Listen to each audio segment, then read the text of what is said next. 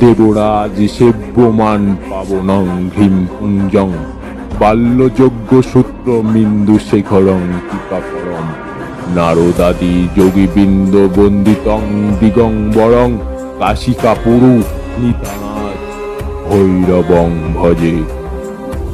এক অনন্ত পূজায় মেতে উঠলাম। একটু না থেমে মন্ত্র উচ্চারণ করছি আর তাম্রপত্র থেকে ভোগ সামগ্রী তুলে নিয়ে আগুনে নিক্ষেপ করছি। যেমন করেই হোক, যত তাড়াতাড়ি হোক, আমাকে কাল ভৈরবের পুজোর ঘটে প্রাণ প্রতিষ্ঠা করতেই হবে, করতেই হবে।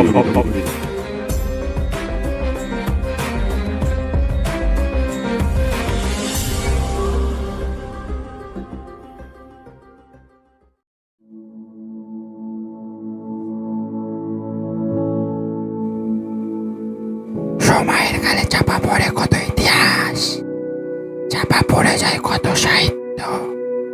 কে খোঁজ রাখে সেসব কথা? এমনই কিছু বিলুপ্ত হতে থাকা নির্বাচিত গল্প দিয়ে সাজানো আমাদের এই বিশেষ নিবেদন গপ্পবাজ।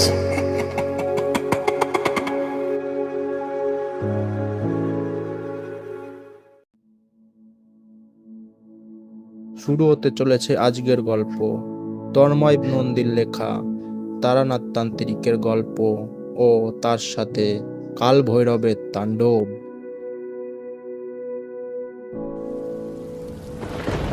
আজ সকাল থেকেই ঝমঝম শব্দে বৃষ্টি পড়ছে, পড়ছে তো পড়ছেই, আমার কোনো লক্ষণ দেখছি না। মনে হয় কেউ বুঝি আকাশটা প্রবল আক্রোশে ফালা ফালা করে কেটে ফেলেছে, আর তাতেই আকাশে সঞ্চিত সমস্ত বাড়ি গোল গোল হয়ে ঝরে পড়ছে ভূমিতে। চারপাশটা ছেয়ে আছে কালো অন্ধকারে, মাঝে মাঝে বিদ্যুতের রেখা তরবারির মতো কেটে ফেলছে অন্ধকার। সশব্দে বাজ পড়ছে কাছে দূরে, কেটে উঠছে ধরিত্রী। সব মিলিয়ে বিচ্ছিরি যাতা এক অবস্থা। সকালে অফিসে বেরোতে যাব, অমনি ঝমঝম করে বৃষ্টি হাওয়ার উপর ভর করে ছুটে এলো। দামাল হাওয়া, দুরন্ত বালকের মতো চঞ্চল। ছাতাটাকে উল্টে আমার আপাত মস্তক দিল ভিজিয়ে। ভেজা গায়ে আর যেখানেই যাওয়া যাক না কেন, অফিস যাওয়া যায় না। পোশাক পাল্টে ঘরের মধ্যে বসে রইলাম। সেই যে কখন জানলার ধারে কেদারা পেতে বসেছি, এখনো বসেই রয়েছি। একটা মাসিক পত্রিকা উল্টে দেখছিলাম, তাতেও মন স্থির হচ্ছে না। সারাদিন বসে বসে বৃষ্টি দেখতে কার ভালো লাগে বলুন? তপ্ত প্রখর দাবদাহের পর বৃষ্টি মননে অনন্য অনুভূতির সুর তোলে। কিন্তু এই মাসাধিক মাঝে মধ্যে বৃষ্টি ভালো লাগে। এই তো দুদিন আগে আকাশ মেঘলা ছিল, আজকের মতো এতটা বৃষ্টি না হলেও বৃষ্টিও হয়েছিল মুষলধারে। না, আর ভালো লাগে না। কেদারা থেকে উঠে গায়ে পাঞ্জাবি গলিয়ে ছাতা মাথায় বেরিয়ে পড়লাম। উদ্দেশ্য কিশোরীর বাড়ি, আর সেখান থেকে কোথায় যাব তা আপনারা ভালোভাবেই জানেন। কিন্তু বাড়ি থেকে বড় রাস্তায় পা দিতে চোখ কপালে উঠে গেল। আহা, কি অবস্থা হয়েছে তিলোত্তমার! চারিদিক জলে থই থই করছে। বৃষ্টি হলে কলকাতার দৈন্যদশা বের হয়ে আসে, যেন নৌকা চলবে পথে ঘাটে। কিন্তু আমি যখন একবার সিদ্ধান্ত নিয়েছি তারানাথের বাড়ি যাব, তখন যাব মানে যাবই, যেমন করেই হোক যাবই। কোনো প্রাকৃতিক দুর্যোগ আমাকে আটকাতে পারেনি, আজও পারবে না। যাই হোক, বৃষ্টি ভেঙে আমি উপস্থিত হলাম কিশোরীর বাড়িতে। কিশোরী রেডিওর সামনে বসে গান শুনছে। আমাকে এই সময় আশা করিনি, স্বভাবতই অবাক হলো। কিন্তু সেই বিষণ্ণতা মুখে না ফুটিয়ে হেসে বলল, কি হে, এই বাদলার দিনে কি মনে করে?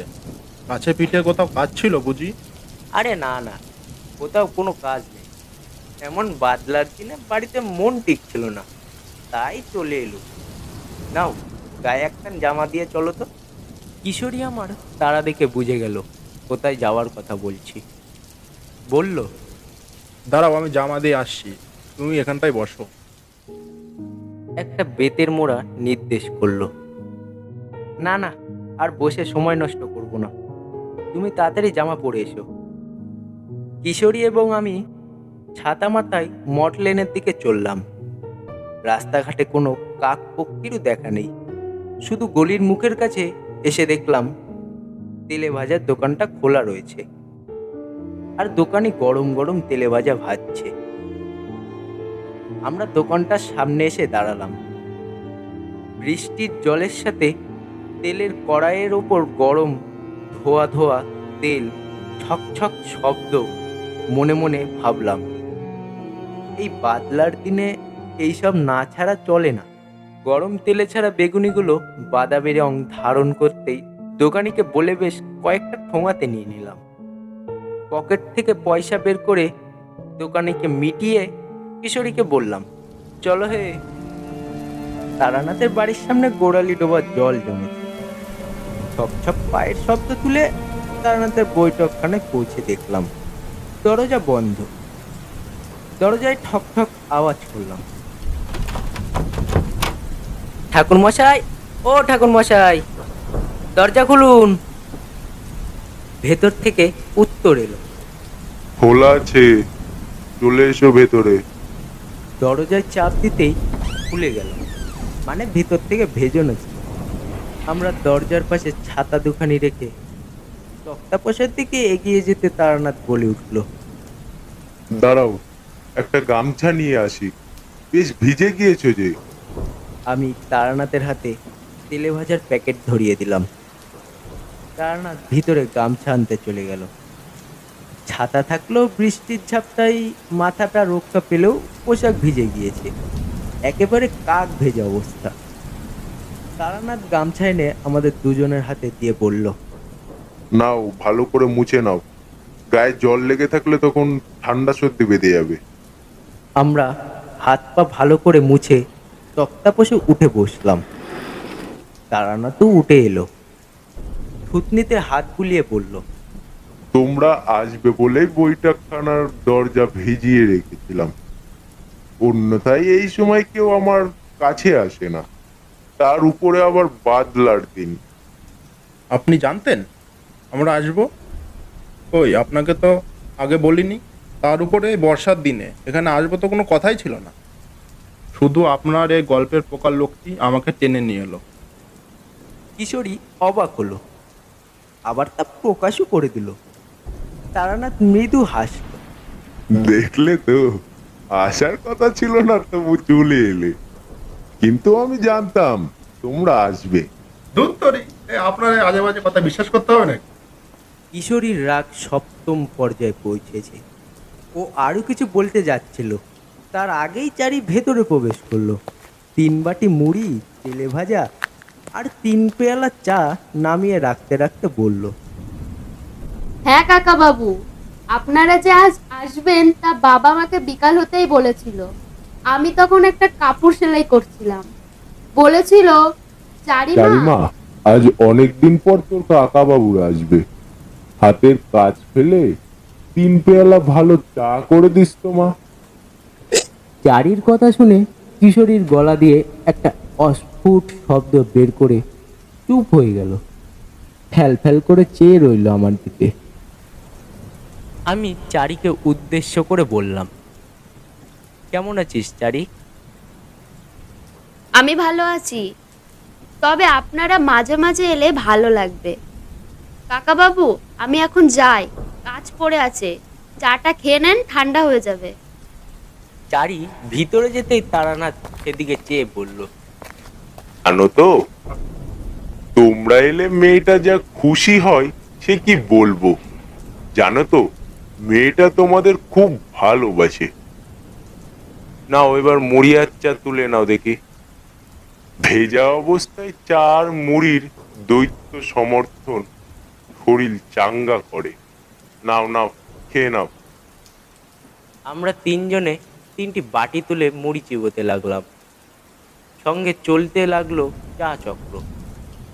কিশোরী মুড়ি চিবোতে চিবোতে বলল, সকল মহাশয়, ওই বাজার দিন যেভাবে চিবোতে কিন্তু সন্ধ্যা পায়ে করে দেবো। তারানাথ একটু ক্ষুণ্ণ হলো। আমাকে তোমরা আপন ভাবো না নাকি বলো তো? গল্প শুনতে চাইছো সেটা মুখে বললেই হয়, তা না করে এক পাক হাত ঘুরিয়ে নাক দেখাচ্ছ। সোজা নাক দেখালেই তো পারো। কোন সন্ধ্যাটা তোমাদের গল্প না বলে ফেরত পাঠিয়েছি শুনি? আরেকটা কথা, তোমাদের কতবার বলেছি, কিন্তু তোমরা কোনোদিনই বিশ্বাস করলে না সেটা। তোমরা যেগুলোকে গল্প বলো সেগুলো আদৌ গল্প নয়, আমার জীবনের বাঁকে বাঁকে ঘটে যাওয়া ঘটনা বা দুর্ঘটনা। আর প্রতিটি ঘটনাই নিত্য নতুন অভিজ্ঞতা। হ্যাঁ, আমি তন্ত্র সাধনা করেছি, এখানে ওখানে ঘুরে বেরিয়ে নানা মানুষের সহচর্য লাভ করেছি, ভিন্ন গুণী সাধু গুরুর সাধিন্য লাভ করতাম, ভূত প্রেত ডাকিনী বর্ণনী দেব দেবী প্রভৃতি উপন্যাস পড়েছি। তাই স্বাভাবিকভাবেই আমার অভিজ্ঞতা অন্য মানুষজনের তুলনায় বেশি। আর সেসব ঘটনা তোমাদের বলি, কিন্তু তোমরা সেগুলোকে গাল গল্প হিসেবে ভেবে নাও। বুঝলাম তারানাথ কিশোরীর সাথে সাথে আমার ওপরেও ক্ষুণ্ণ হয়েছে। রাগ অভিমানের পালা চলছে। আমি পরিবেশটা হালকা করার জন্য পকেট থেকে পাশিংশ তারানাথের হাতে ধরিয়ে দিলাম। তারানাথের ততক্ষণে মুড়ি শেষ হয়েছে। দেশলাই জ্বালিয়ে সিগারেটে আগুন ধরিয়ে লম্বা একটা টান মেরে হেসে বলল, কি জানো, এই বুড়োর অভিমান ভাঙানোর টোকটা তোমরা বেশ ভালোই রুক্ত করেছো। যাই হোক, আজ আর তোমাদের হতাশ করব না। জানি তোমাদের মন গল্প শোনার জন্য উসখুস করছে। বলো, কেমন গল্প শুনতে চাও? আসলে তারানাথ স্পাতের মতো শক্ত, আবার মোমের মতো নরম, ফুলের মতো পবিত্র, আবার শিশুর মতো নিষ্পাপ। চায়ের পেয়ালায় শেষ চুমুক দিয়ে কিশোরী বলল, আপনার ওই তান্ত্রিক জীবন নিয়ে কিছু গল্প বলুন তো শুনি। না না, থাক, আজ একটু অন্য ধরনের গল্প শোনাই বরং। আর হ্যাঁ বাবা, সেখানে যেন তন্ত্রসমূহ ব্যাপারগুলো থাকে।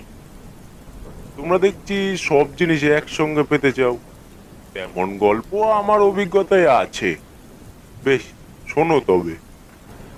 তারানাথ এক মুহূর্তের জন্য থামলেন, তারপর বললেন, এই যে তোমরা তন্ত্র নিয়ে গল্প শুনতে চাও, তা তন্ত্র জিনিসটা কি সেটা জানো তো? আমরা মাথা নাড়লাম দুপাশে।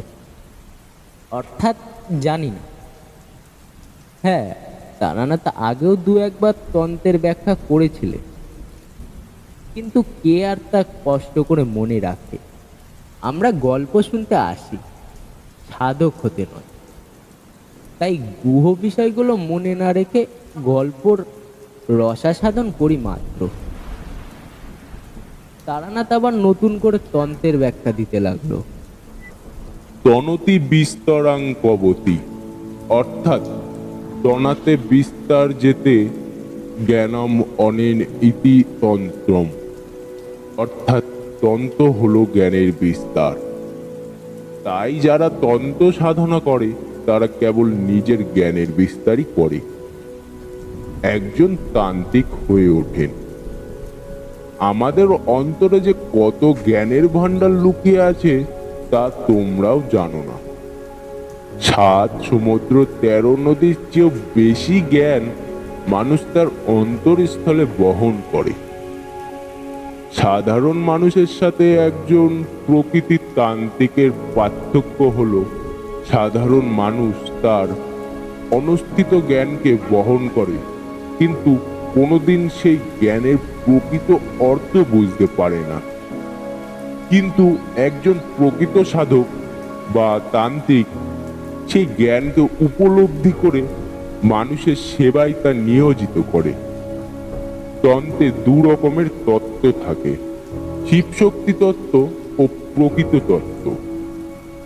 আর প্রকৃতি তত্ত্ব মানে পুরুষ, কলাকাল, বিদ্যাকাল ও নিয়তি। এই হলো পুরুষের 5টি কুঞ্জুক বা উপাধি। এই উপাধি সমূহ সৃষ্টি হলো কর্মামায়া থেকে, আর কর্মামায়া থেকে সৃষ্টি হয় ভ্রম। ভ্রমী শক্তিকে শিব থেকে বিচ্ছন্ন করে। আজ আমি শিবের একটি বিশেষ রূপের কথা বলবো, মানে তোমাদের ভাষায় গল্প বলবো। তবে হ্যাঁ, তার আগে তন্ত্র সম্বন্ধে আরো দু এক কথা বলে শেষ করি। কি যেন বলছিলাম? হ্যাঁ, কর্মমায়া। কর্মমায়া পারি, কারণ মায়া শুভ বিদ্যা, আর শুভ বিদ্যাই হলো জ্ঞান, আর জ্ঞানের বিস্তারই হলো তন্ত্র। আমি আর কিশোরী দৃষ্টি আদান প্রদান করলাম, যা তারানাথের চোখ এড়োলো না। হেসে বললেন, বুঝেছি, তোমাদের এই তত্ত্বকথা ভালো লাগছে না। রোমাঞ্চকর শিহরণ জাগানো কিছু না হলে চলছে না। আরে সেই ঘটনাই তো বলবো, তার আগে গৌরচন্দ্রিকা সারতে দেবে তো নাকি? না না ঠাকুরমশাই, আপনি বলুন, আমরা শুনছি। বীর একটা দীর্ঘশ্বাস বেরিয়ে এলো তারানাথের নাসার অন্তর দিয়ে। এই শব্দটার মানে আমরা জানি, আমরা তাই এরপর আর কোনো কথা বললাম না। জানি তারানাথ এবার কিছুক্ষণ ভাববে। তারানাথের দিকে স্থিরভাবে তাকিয়ে রইলাম। মেরুদণ্ড সোজা করে টান টান হয়ে বসলাম। কিছুক্ষণ চোখ বন্ধ করে তারানাথ বলতে শুরু করলেন,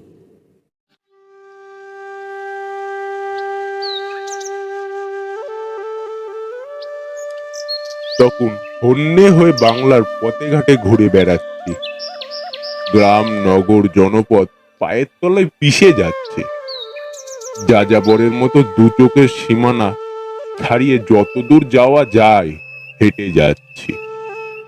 আমার সন্ন্যাসী মন, চতুর্দশী বালিকার প্রথম প্রভাসত নামার আনন্দের মতো আমার মন আনন্দে চঞ্চল হয়ে উঠছে।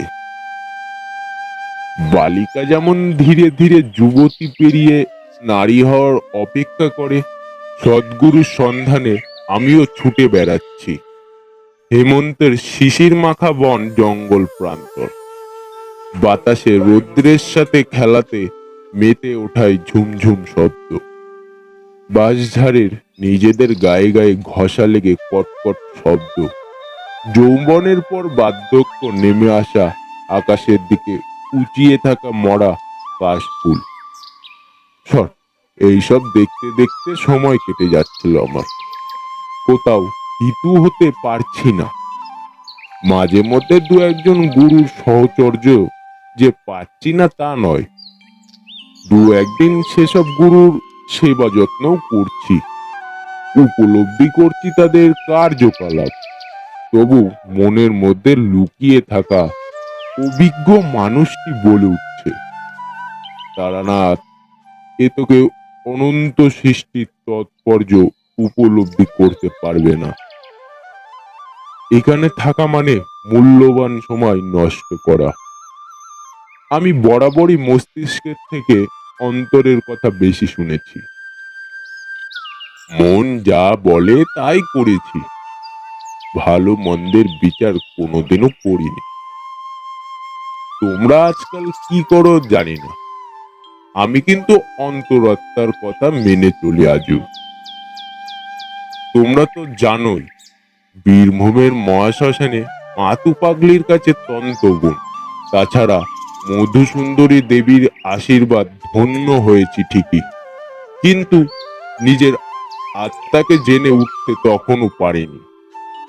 মানে তন্ত্র জিনিসটি উপলব্ধি করতে পারিনি তখনও। ছোট থেকেই ইচ্ছে ছিল উচ্চ মার্গের তান্ত্রিক হব, কিন্তু বিধির বিধান সহজে খণ্ডন করা যায় না। হলাম নিষ্পাপের সাধারণ তান্ত্রিক, তাই আজ লোকের হাত দেখে পুষ্টি বিচার করে সংসার চালাতে হচ্ছে। অথচ উচ্চ মার্গের তান্ত্রিক হওয়ার সমস্ত গুণ আমার মধ্যে ছিল। লক্ষ্য করলাম কথা বলতে বলতে তারানাথের গলা ধরে এসেছে।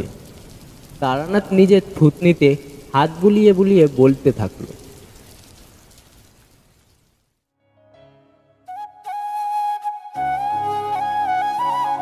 হন্যে হয়ে ঘুরতে ঘুরতে একসময় এসে পৌঁছলাম নদীয়ার বড়ডিনি নামে এক গায়ে।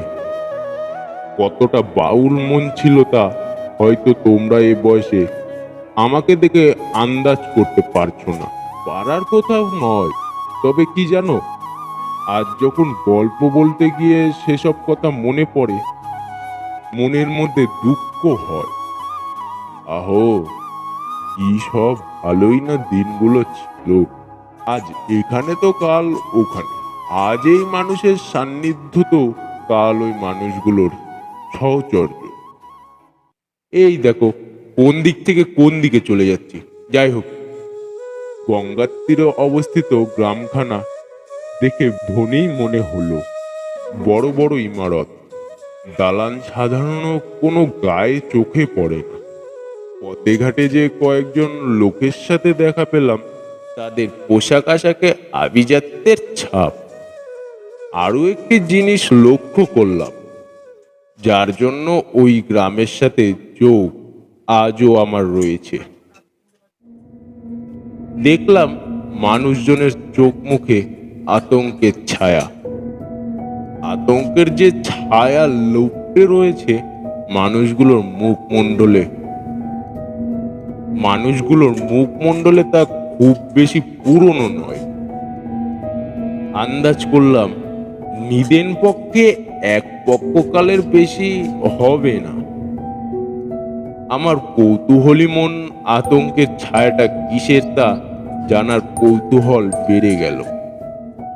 সব থেকে বড় কথা, আতঙ্কের ছায়াটা নির্মূল করার জন্য ভেতর থেকে একটা তাগিদ অনুভব করলাম। বড়ডিঘি গ্রামের নতুন পা রেখেছি, কেউ আমাকে চেনেও না।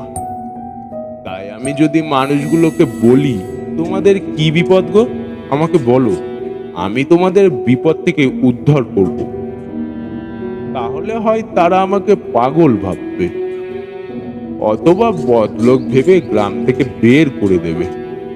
তাই ধীরে সুস্থে এগোনোর সিদ্ধান্ত নিলাম। তখন ঘূর্ণি দুপুর, চারিদিকে শুকনো রোদ খা খা করছে। একে বেঁকে চলা রাস্তাটা ধরে কয়েকটা বাড়ি। পুকুর পেরিয়ে উপস্থিত হলাম একটা বটতলার সামনে। আর এসে যা দেখলাম তাতে মনটা আমার হু হু করে কেঁদে উঠল। বটতলার পরে ধুধু মাঠ শুরু হয়েছে। মাথা ভর্তি চুলের মতো ঝাঁকড়া বটগাছ, নেমেছে বিশাল বিশাল ঝুড়ি। প্রখর রোদকে আটকে দিচ্ছে ছাতার মতো। শীতল প্রশান্তি বিরাজ করছে বটগাছের ছায়ায়।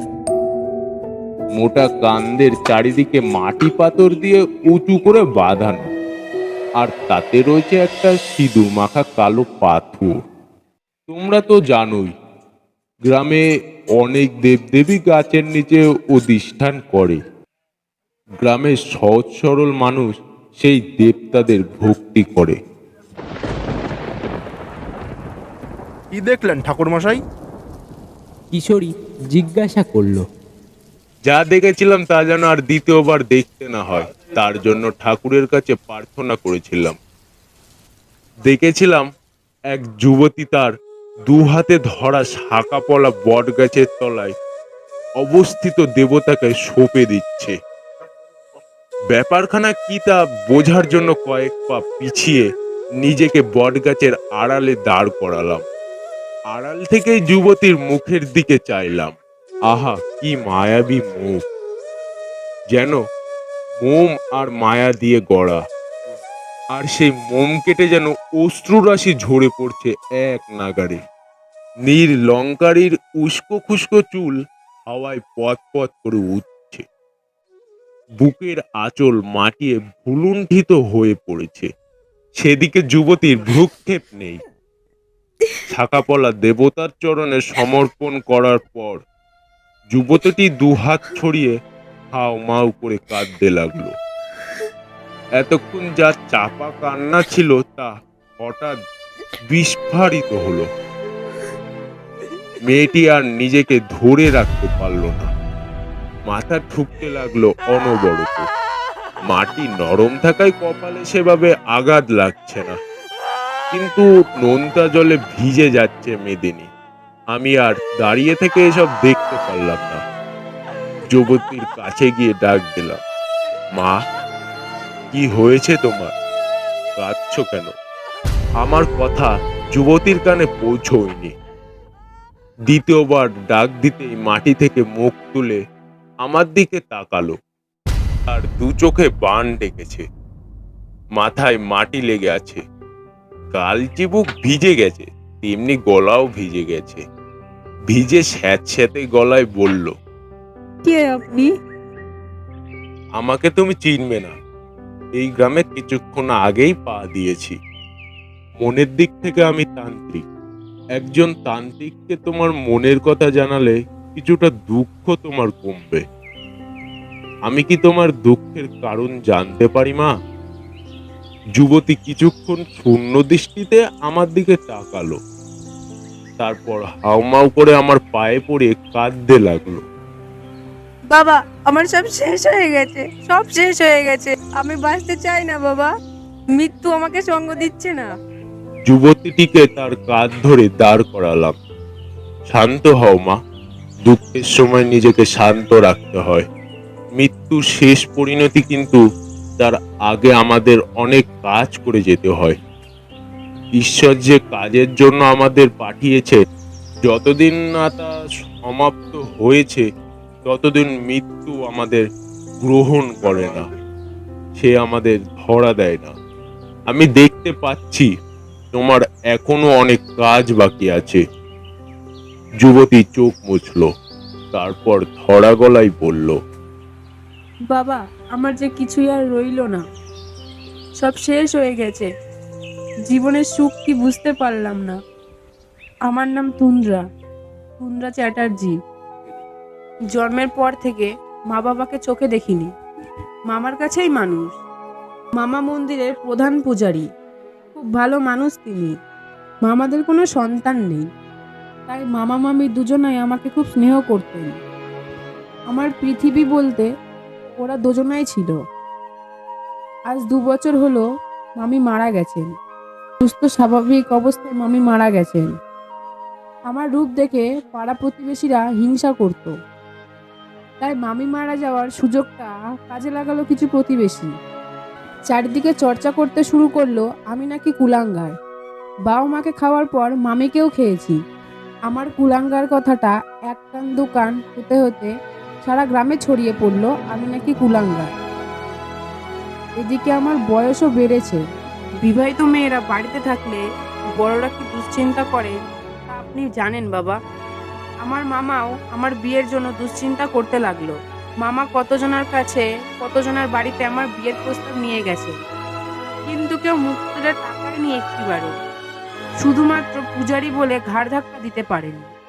আমি প্রথম দুঃখ পেলেও নিজের পোড়া কপাল ভেবে নিজেকে বুঝিয়েছিলাম।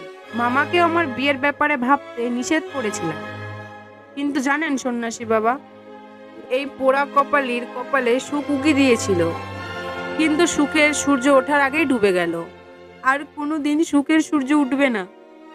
এই গ্রামের জমিদার রুদ্রশঙ্কর চৌধুরীর ছোট ছেলে গিরিশ চৌধুরী আমাকে পছন্দ হয়।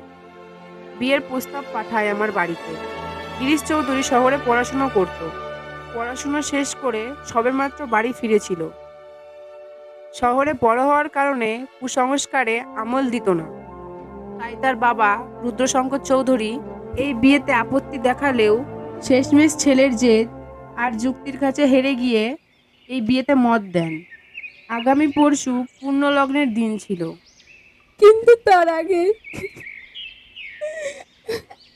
মেয়েটি আবার কান্নায় ভেঙে পড়ল। আমি তাকে কাঁদতে আর বাধা দিলাম না। কিছু কিছু সময় মানুষকে কাঁদতে দেওয়া উচিত। কান্নায় মানুষের ভেতরে সমস্ত জমানো দুঃখ গলে যায়। সম্পূর্ণরূপে গলে যাওয়ার পর মেয়েটিকে আবার বললাম, কিন্তু তার আগেই তুন্দ্রা আবার কান্নায় ফেটে পড়ল। তুন্দ্রার কান্নার কারণটা আমি জানতে পারলাম, কিন্তু কী কারণে গিরিশ চৌধুরী মারা গেছে তা জানা হলো না। যুবতীটিকে জিজ্ঞেস করলে কষ্ট দেওয়া হবে, তাই আমি তুন্দাকে বললাম, তোমার মামা বাড়িতে আছেন? আমি একবার তার সাথে সাক্ষাৎ করতে চাই। মামা এখন পুজোয় গেছেন, কিছুক্ষণের মধ্যেই চলে আসবেন। আপনি চলুন আমাদের বাড়ি। সন্ন্যাসী মানুষজন দেখলে মামা খুব খুশি হন। মামার মনটাও ভেঙে আছে, আপনার সান্নিধ্য পেলে তারও ভালো লাগবে। তুন্দ্রা আমাকে তাদের বাড়িতে নিয়ে এলো। তুন্দাদের বাড়িটা বেশ ছোট, উঁচু পাঁচিল দিয়ে ঘেরা। বাড়িটার সামনের অংশে গাঁদা, টগর, অপরাজিতা প্রভৃতি ফুল ফুটে আছে। তুন্দ্রা একটা বেতের মোড়াতে আমাকে বসতে দিয়ে বলল, আপনি বসুন, আমি আপনার খাবারের ব্যবস্থা করছি। তার দরকার হবে না মা। অতিথি হিসাবে এটুকু গ্রহণ না করলে গৃহের অকল্যাণ হবে। তুন্দ্রা ভিতরে গিয়ে আমার জন্য জল নিয়ে এলো। আমার জল পানের সময় তুন্দ্রা তাল পাতার পাখা দিয়ে বাতাস করতে লাগলো। এমন ভক্তি শ্রদ্ধা খুব মানুষের থাকে না। একটু বাদেই তুন্দ্রার মামা চলে এলেন। পুজোর ডালি নিয়ে ঘরে ঢুকে আমাকে দেখে কিছুটা অবাকই হয়েছিলেন। তুন্দ্রা আমার সামান্য পরিচয় তার মামাকে দিল। আমি তাকে নমস্কার করে বললাম, নমস্কার, আমি তারানাথ তান্ত্রিক, মধুসুন্দরী দেবীর আশীর্বাদ ধন্য। আপনার সাথে কিছু কথা ছিল। তুন্দ্রার মামা প্রতি নমস্কার করে বললেন। একটা মোড়া টেনে নিয়ে পুরোহিত মশাই আমার পাশে বসলেন। পা ঠিক আছে আপনার? মন্দিরের সিঁড়িতে ওঠার সময় একটু দেখে শুনে উঠবেন। আমার কথায় পুরোহিত মশাই অবাক হলেন। ভুরু কুচকিয়ে কিঞ্চিত করে বলল, বয়স হচ্ছে আমার, তাছাড়া আমার মনের মধ্যে যে ঝড় যাচ্ছে আপনি আন্দাজও করতে পারবেন না। সবই শুনেছি আপনার ভাগ্নির মুখে। এবার আপনি বলুন, এখানে কি এমন ঘটে চলেছে যার জন্য সবার মুখ বিষণ্ণ? জমিদারের ছোট ছেলের মৃত্যু হলো কিভাবে? তুন্দা আমাদের কথা পাশে দাঁড়িয়ে দাঁড়িয়ে শুনছিল। পুরোহিত মশাই তাকে চোখের ইশারায় অন্দরে যেতে বললেন। তুন্দ্রা ভেতরে গেলে পুরোহিত মশাই বলতে শুরু করলেন, শুনুন তবে, এই গ্রামে যেসব কয়েকদিন ধরে আজগুবি ঘটনা ঘটে চলেছে, আজগুবি বলছে কারণ সুস্থ স্বাভাবিক মানুষ হঠাৎ করেই মারা গেল। তা আজগুবি ছাড়া আর কি বলা যেতে পারে? হ্যাঁ, 3 শতকের মধ্যেই 6টা সুস্থ মানুষের হত্যা হলো। প্রথমে মারা গেল মন্দিরের দারোয়ান সুঠান বাগদি। নামের মতোই তার দেহ ছিল সুঠান। তার মৃত্যুতে আমরা ভেবেছিলাম হৃদযন্ত্র বিকল হয়েছে। আমাদের মন্দিরের বিগ্রহ সোনার তৈরি, তাই যাতে কেউ চুরি না করতে পারে এই জন্য অন্য একজনকে দারোয়ান হিসেবে নিযুক্ত করা হয়েছে। কেউ মারা যায় পরের দিন, তারপরের দিন কেউ মারা যায়, কিন্তু তারপরের দিনই 2জন মানুষের লাশ পড়ে থাকতে দেখা গেল মন্দিরের তরুণের সামনে। 4জন মানুষের এইভাবে মারা যেতে গ্রামের মধ্যে আতঙ্ক তৈরি হয়। কেউ আর রাতে ঘর ছেড়ে বেরোয় না। গ্রামবাসী কি দোষ বলুন? সুস্থ স্বাভাবিক মানুষের অস্বাভাবিক মৃত্যু মানুষের মধ্যে উদ্বেগ বাড়িয়ে দেয়। সুন্দর গ্রামখানির অবস্থা পাল্টে যায় কয়দিনের মধ্যেই। কিন্তু গত পরশু রাতে যা ঘটলো তার জন্য কেউই প্রস্তুত ছিলাম না। এই ঘটনার পর লোহ কঠিন জমিদারও ভেঙে পড়েছে। সন্তানের মৃত্যু কোনো পিতাই মেনে নিতে পারে না। সেদিন রাতে গিরিশ শহর থেকে ফিরছিল। রাত একটু বেশি হয়ে গেছিল। গোটা গ্রাম ঘুমিয়েছিল, আমিও ওই ঘরে ঘুমিয়েছিলাম। হঠাৎ মন্দিরের সামনের থেকে প্রচণ্ড চিৎকার ভেসে আসে। আমরা শুনেছিলাম সে চিৎকার, তীক্ষ্ণ চিৎকার যে গিরিশে তা বুঝতে আমাদের অত অসুবিধা হয়নি। আমরা তাড়াতাড়ি ছুটে গেছিলাম সেখানে, কিন্তু ততক্ষণে সব শেষ। গিরিশ দুহাত ছড়িয়ে প্রাণহীন অবস্থায় রাস্তার পাশে পড়ে আছে। বন্ধুরাও ছুটে গেছিল আমার সাথে, কিন্তু সবকিছু দেখে বেচারা নিজেকে সামনে রাখতে পারে। হবু স্বামীর অবস্থা থেকে অজ্ঞান হয়ে পড়েছিল।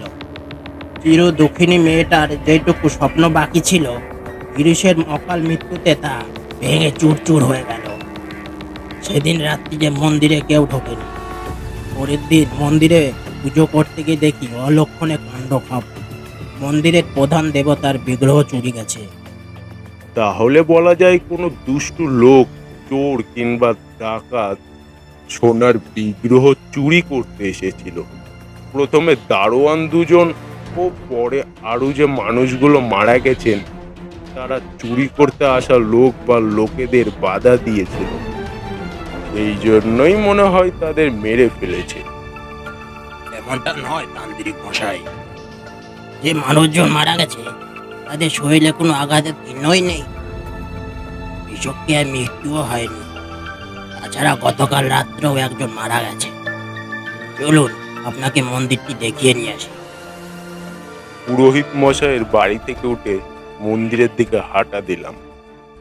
পুরোহিত মশাই আগে আগে চলছেন।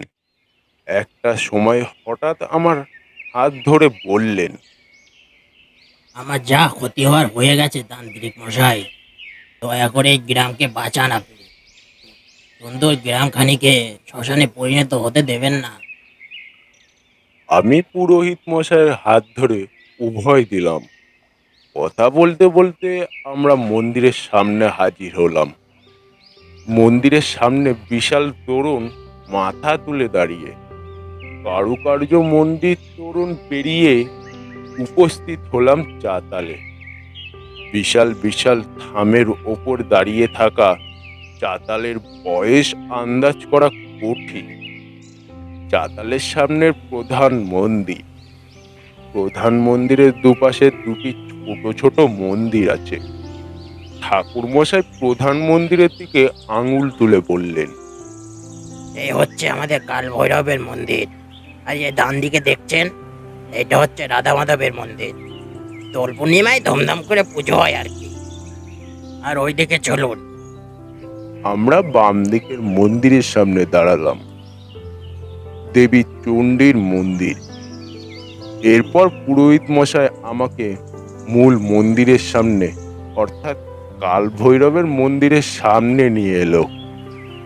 বিশাল মন্দিরের চূড়া, গলা উঁচু করেও দেখা যায় না। ঠাকুর মশাই তালা খুলে আমাকে মন্দিরের গর্ভগৃহে নিয়ে এলেন। শীতল ঠান্ডা ছড়িয়ে আছে গোটা গর্ভগৃহ জুড়ে। ছিটিয়ে আছে ধূপ ধুনোর গন্ধ।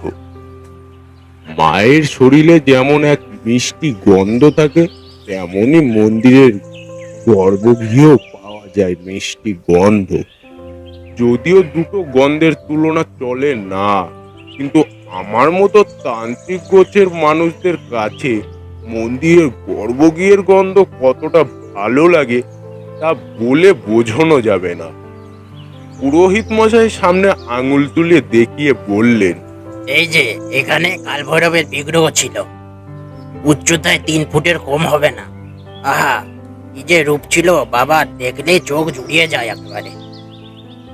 আমি নিষ্ঠুর সহিত পূজা করতাম। কোনোদিন কোনো পুজো অর্চনায় ত্রুটি ঘটতে দেননি ভৈরব বাবা। একটুকুতেই সন্তুষ্ট হয়ে যেত ভৈরব বাবা। কিশোরী গল্পের মাঝে তারানাথকে থামালো, গলা খাকড়ি দিয়ে বলল, ঠাকুর মশাই, কাল ভৈরব সম্পর্কে আমাদের জ্ঞান নিতান্তই কম। বলতে গেলে কাল ভৈরব সম্পর্কে এর আগে আমরা কোনোদিন কিছু শুনিনি। তাই আপনি যদি এই দেবতা সম্পর্কে আমাদের পরিচয় করে দেন তাহলে মন্দ হয় না। আচ্ছা শোনো তবে, ভৈরব শব্দটির উৎপত্তি সংস্কৃতে। এর অর্থ ভয়ঙ্কর বা ভয়াবহ। মূলত ভগবান শিবের উগ্র রূপকে ভৈরব হিসাবে বর্ণনা করা হয়েছে শিব পুরাণে। কাল ভৈরবকে পাপীদের শাস্তিদাতা রূপে এবং ভয়ঙ্কর দর্শনা হিসেবে উপস্থাপিত হয়েছে পুরাণে ও প্রাচীন শিল্পকলায়। তার এক হাতে শূল, এক হাতে দণ্ড, হাতে মুন্ডু ও আর এক হাতে থাকে আশীর্বাদ মুদ্রা। কাল ভৈরবের বাহন কালো কুকুর। কাল ভৈরবকে মূলত অগরীদের দেবতা বলে মনে করা হয়। হিন্দু পুরাণ বলছে সৃষ্টিকর্তা ব্রহ্মার আদিতে 5টি মস্তক বা মাথা ছিল। অন্যদিকে শিবু পঞ্চানন তথা 5টি মস্তকের অধিকারী। কিন্তু গোল বাঁধল যখন ব্রহ্মা শিবের থেকে অধিক গুরুত্ব দাবি করেন এবং অসম্ভব অহংকার প্রকাশ করতে থাকেন। প্রজাপতির এহেন অহংকারে ক্রুদ্ধ হয়ে ভগবান শিব ব্রহ্মার পঞ্চম মস্তকটি কর্তন করেন। ব্রহ্মার 4 মাথা, 4টি বেদের জ্ঞান সম্পন্ন। কিন্তু এই পঞ্চম মস্তক ছিল কামাবৃত্ত। যে মুহূর্তে কামের দমন হয় তখনই জ্ঞানের প্রকাশ ঘটে। সেই কারণেই ব্রহ্মার পঞ্চম মস্তক ছিন্ন হওয়া মাত্রই ব্রহ্মা নিজের ভুল বুঝতে পেরে ক্ষমা প্রার্থী হন। কিন্তু ব্রহ্মার মস্তক কর্তনের ফলে ব্রহ্ম হত্যার পাপ অর্পিত হয় স্বয়ং দেবাদিদেব মহাদেবের ওপর। এর ফলে ব্রহ্মা কপাল হাতে নিয়ে শিবকে এক দীর্ঘ সময় ভ্রাম্যমান অবস্থায় কাটাতে হয়। এই ভ্রাম্যমান শিবরূপী হচ্ছেন ভৈরব। বামন পুরাণ পড়েছ তোমরা কেউ? বামন পুরাণে অন্য একটি কাহিনী প্রচলিত রয়েছে কাল ভৈরব ও ব্রহ্মা সম্পর্কে। এই পুরাণ মতে ভগবান বিষ্ণুর নাভি থেকে ব্রহ্মার উৎপত্তি হয় এবং ভূযুগলের মধ্যে থেকে শিবের উৎপত্তি হয়। এরপর ভগবান বিষ্ণু অহংকার সৃষ্টি করেন। তার ফলে ব্রহ্মা ও শিব দুজনেই অহংকারের প্রভাবে এসে নিজেকে শ্রেষ্ঠ বলে দাবি করেন এবং এর ফলে দুজনের মধ্যে প্রবল তর্কযুদ্ধ শুরু হয়।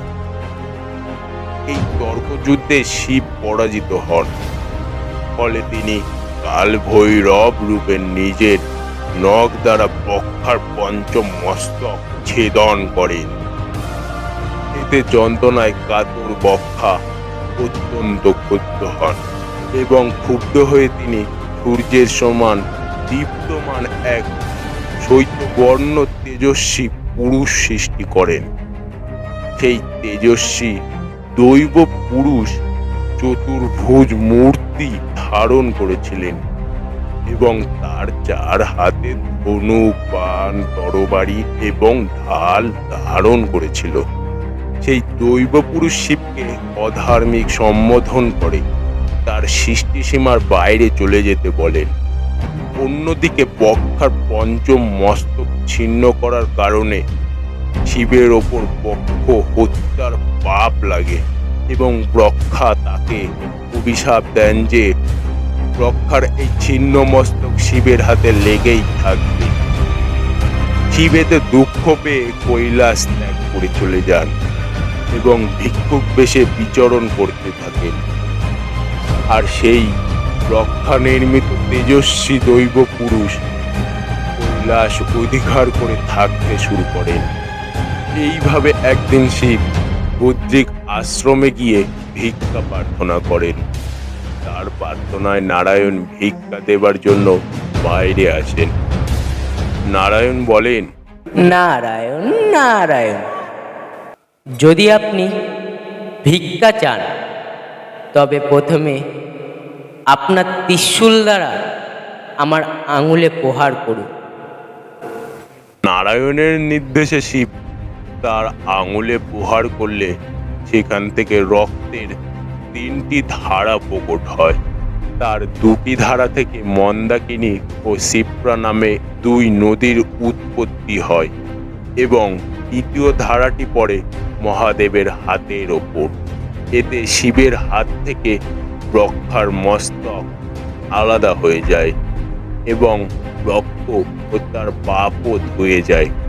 এরপর সেই জলধারা থেকে অগ্নির সমান তেজস্বী এক শ্যামবর্ণ এবং চতুর্ভুজ এক দৈব পুরুষের জন্ম হয়। সে তার 4 হাতে ধনুক, বাণ, তরবারি ও শক্তি অস্ত্র ধারণ করেছিল। সে হাত জোড় করে নারায়ণকে প্রণাম করে বলল, আজ্ঞা দিন প্রভু। নারায়ণ আদেশ করলেন, ব্রহ্মা দ্বারা নির্মিত পুরুষকে বধ করো। নারায়ণের আদেশে সে কৈলাস যাত্রা করে এবং রক্ষা নির্মিত দৈব পুরুষের সাথে প্রবল যুদ্ধের পর দুজনে দুজনকে বধ করে। এরপর ব্রহ্মা ও শিব দুজনেই দুজনের ভুল বুঝতে পারেন এবং দুজনেই দুজনের কাছে ক্ষমা প্রার্থী হন। তাই কাল ভৈরবের মৃত্যুতে তার হাতে যে মুন্ডু থাকে সেটা ব্রহ্মারই মুন্ডু বলে মনে করা হয়। এছাড়াও 51 সতীপীঠের আশেপাশে যে ভৈরব মন্দির থাকে ওই পীঠস্থানকে পাহারা দিয়ে থাকে। হিন্দু পুরাণ, বজ্রযানী, বৌদ্ধ শাস্ত্র এবং জৈন ধর্মগ্রন্থগুলি মতে মহাজগতের বিশেষ স্থানগুলি রক্ষা করার দায়িত্ব অর্পিত হয়েছে ভৈরবের উপর। ভৈরবের মোট সংখ্যা 64। এই 64 জন ভৈরব আবার 8টি শ্রেণীতে ভাগ করা হয়। প্রতিটি শ্রেণীর একজন করে প্রধান ভৈরব রয়েছে। এই 8টি শ্রেণীর প্রধান 8 জন ভৈরবকে বলা হয় অষ্টাঙ্গ ভৈরব। এই 8 জন মহাবিশ্বের 8টি দিকেও অধিপতি। এই 8 জন আবার নিয়ন্ত্রিত হন মহাস্বর্ণ কাল ভৈরবের দ্বারা। শিব মন্দিরগুলোতে কাল ভৈরবের এক বিশেষ ভূমিকা পালন করেন। তিনি ওই মন্দিরের চাবির রক্ষক বলে গণ্য হন। এছাড়াও প্রত্যেক ভৈরবের একজন করে ভৈরবীও থাকে। একটু আগে যে অষ্টাঙ্গ ভৈরবের কথা বলা হলো তাদের নাম অসিতাঙ্গ ভৈরব, রুরু ভৈরব, চণ্ড ভৈরব, ক্রুধ ভৈরব, উন্মুক্ত ভৈরব, কপাল ভৈরব, ভীষণ ভৈরব এবং সংহার ভৈরব। এছাড়াও কাল ভৈরব স্বয়ং বরাহরূপী ষড়ঋতুকে নিয়ন্ত্রণ করেন বলে তন্ত্র বিশ্বাস করা হয়। বজ্রযান্ত্রিক তন্ত্রগ্রন্থগুলিতে বিপুল পরিমাণে ভৈরব তুষ্টি করা হয়েছে। বিশেষ করে ডামর শাখার তন্ত্রের প্রায় পুরোটাই ভৈরব দ্বারা নিয়ন্ত্রিত। ভূত ডামর তন্ত্রতে স্পষ্ট বলা হয়েছে বৈদিক দেবদেবীদের প্রভাব কলিযুগে অস্তমিত হবে। প্রধান দেবতা হিসেবে আবির্ভূত হবেন ভৈরবরা। যাই হোক, জৈন ধর্মের ভৈরবের অস্তিত্ব একই গুরুত্বের সঙ্গে স্থিত। এখানে ভৈরবদের মহিমা অনেকটাই গুপ্ত। সাধারণভাবে জনসমক্ষে পুরাণ কাহিনী আওড়ানো হয়ে থাকলেও ভৈরব ও তাদের সঙ্গিনী আটশক্তি যোগিনী তন্ত্রমতে বিবিধ শক্তির আধার। ভৈরবরা হলেন সুপ্ত এবং দূরবর্তী, কিন্তু ভৈরবীরা সক্রিয়। তাই তারা ভিন্ন পূজা উপাচার ইত্যাদির মাধ্যমে ভৈরব শক্তিকে তুষ্ট করে ভৈরবের প্রসাদ লাভ করতে চান। এই সাধন ধারা সুদীর্ঘ কাল ধরে চলে আসছে সমগ্র আচার্য বর্তে। নেপালে হিন্দু ও বৌদ্ধতন্ত্রে এক অনবদ্য মিছিল ঘটেছে দীর্ঘকাল ধরে। এখানকার ভৈরব মূর্তিগুলিতে সেই মিছিলের ছাপ স্পষ্ট। কাল ভৈরবের ব্যাখ্যা সমাপ্ত হলে আমি তারানাথকে বললাম, অনেক হয়েছে, এবার মূল ঘটনায় আসুন তো দেখি। পুরোহিত আর কি কি বললেন? তারানাথ হাতের উপর হাত ঘষে বলল, হ্যাঁ, বলছি। তারপর পুরোহিত মশাই আমার দিকে ফাঁকা দৃষ্টিতে চেয়ে বললেন, জানেন তান্ত্রিক মশাই, সামান্য চোর ডাকাতের পক্ষে কাল ভৈরবের বিগ্রহ চুরি করা অসম্ভব। বেশ কয়েক বছর আগে এলাকার বিখ্যাত চোর মুক্তি চুরি করতে এসেছিল, কিন্তু পারেনি। যেদিন রাত্রে মন্দিরে ঢুকেছিল, তার পরের দিন মন্দিরের দরজা খুলতে গিয়ে দেখি চোর বাবাজি প্রাণহীন অবস্থায় পড়ে আছে। তারপর থেকে এদিকে কেউ পা মারানোর সাহস পর্যন্ত করেনি। অন্যদিকে জমিদার বাবু একজন চৌকিদার নিযুক্ত করেছিলেন। তাহলে আপনি বলছেন বিগ্রহ চুরি করা যার তার কাজ নয়? না, একেবারেই নয়। আমাদের দেহে কোনো রকম অশুদ্ধি থাকলে বিগ্রহ ছোঁয়া যেত না। চলুন, বাকি কথা ওই চাতালের মন্দিরে গিয়ে বসে বলছি। আমরা মন্দিরের চাতালে বসলাম। এমন সময় একজন লোক আমাদের সামনে উপস্থিত হলো। পুরোহিত মশাই, আপনাকে বিশেষ দরকারে জমিদার বাবু ডেকে পাঠিয়েছেন। আপনার বাড়িতে গিয়েছিলাম, আপনার মেয়ে বলল আপনি মন্দিরে গেছেন। চলুন। এই সময় আমাকে ডেকে পাঠিয়েছে, কিন্তু কেন? তা তো বলতে পারবো না পুরোহিত মশাই। চলুন, আপনাকে সঙ্গে করে নিয়ে যেতে বলেছে। আমিও পুরোহিত মশাইয়ের সঙ্গে জমিদার বাড়ির পথে রওনা দিলাম। সূর্য তখন মধ্য গগনে জল হয়ে জ্বলছে, হলুদ কড়া আলোকে ছড়িয়ে দিচ্ছে চরাচরে। সামনে বাঁশবন, বেশ কয়েকটা কাঁচা বাড়ি, ঘোষদের গোয়াল খামার বাড়ি পেরিয়েছে। লোকটা আমাদের নিয়ে গিয়ে থামালো এক প্রকাণ্ড বাড়ির সামনে।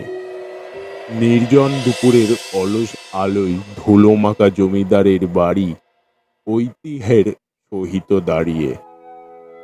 কত ঝড়, কত বন্যা বাড়িটার উপর বয়ে গেলেও সেই সত্য অপেক্ষা করে কঙ্কাল সম কাঠামো নিয়ে আজও দাঁড়িয়ে আছে কোনো কিছুর আশায়। হয়তো আশা নিয়ে আছে জমিদার বাড়ির ওপর দীর্ঘদিন অন্ধকারের মতো ঝুলিয়ে থাকা অভিশাপ একদিন না একদিন কেউ এসে মুছে দেবে।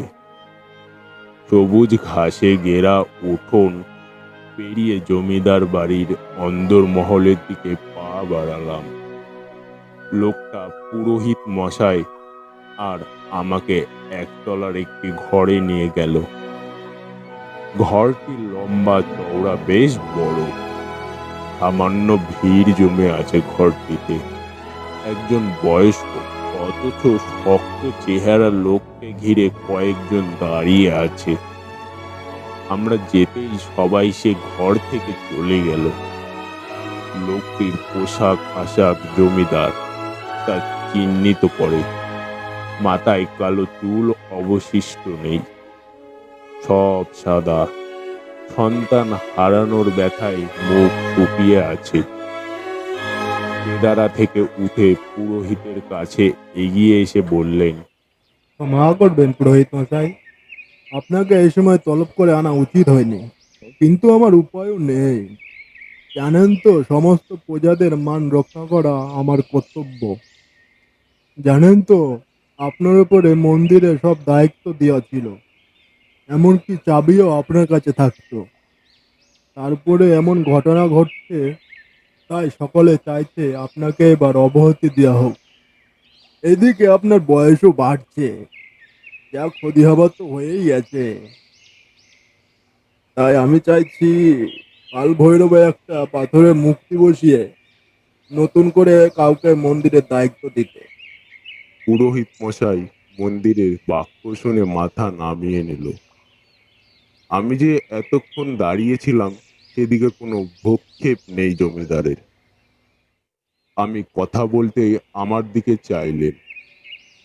আমি বললাম, দেহের কোনো অংশে ব্যথা হলে আমরা কিন্তু ওষুধ গ্রহণ করি, তা নিরাময়ের চেষ্টা করি, কখনোই সে অংশকে কেটে বাদ দিই না। জমিদার বিচক্ষণ লোক, আমার কথার মর্মর্থ বুঝে গেলেন। বললেন, আপনি? আপনাকে তো ঠিক চিনতে পেলাম না। আমি তারানাথ তান্ত্রিক। এই গ্রামে ঘটে যাওয়া ঘটনা সম্বন্ধে সবটা জেনেছি এবং আরো অনেক কিছু ঘটতে চলেছে, তা বলার অপেক্ষা রাখে না। যদি অভয় দেন কিছু কথা বলতে পারি, যা আপনার আর আপনার গ্রামের পক্ষে মঙ্গলজনক। জমিদার রুদ্রশঙ্কর একবার পুরোহিতের সাথে দৃষ্টিপাত করে আমার দিকে তাকালেন। বললেন, বলুন, কি বলবেন? জানেন জমিদার মশাই, পাপ বাপকে ছাড়ে না। আপনি জানলেন কি করে? সত্যি করে বলুন তো, আপনি কে? আমি একজন তান্ত্রিক, মানুষের মুখ দেখে অনেক কিছুই বলতে পারি, কিন্তু আমি চাই আপনি নিজের মুখে সবটা বলুন। জমিদার কেদারায় বসলেন। আমাদের ইশারা করে পাশের দুই কেদারায় বসতে অনুরোধ করলেন।